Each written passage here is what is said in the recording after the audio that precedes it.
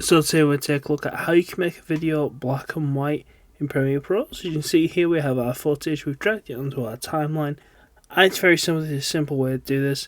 All you want to do if you're on the newest version of Premiere Pro or one of the newer versions, you want to go up to your top right hand corner and you're going to see this here. It's called Workspaces. We're going to simply click that, and then when you're in here you want to click Color. And when we're in colour, just to do a simple black and white, all we do is come down here. If it looks like this when you come to it, or it looks something like that, you want to close them just like by clicking on the names. You want to open up basic correction, and all we want to do is drag the saturation from 100 to 0. And there's all sorts of other things you can do here. We can adjust the exposure of the image.